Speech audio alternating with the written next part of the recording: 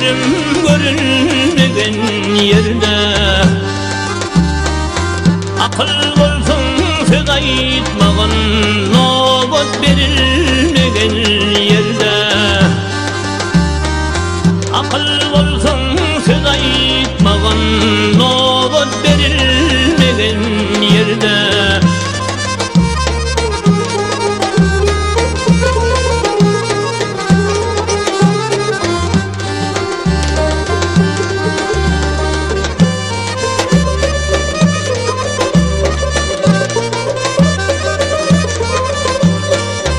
Akıl yaşlar unutmalı, ağaca yaprak bitmez.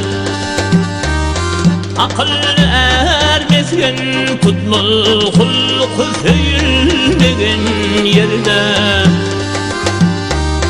Akıl ermezgen tutmalı, hulku söyülmegen yerde.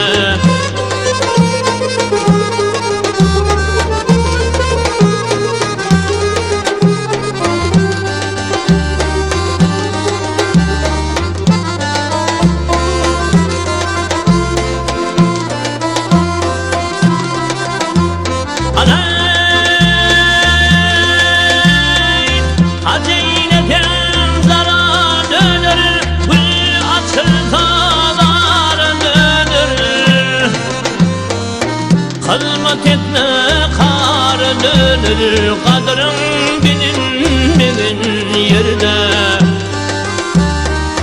Hizmet etme kar dönür, kadrın bilinmegen yerde.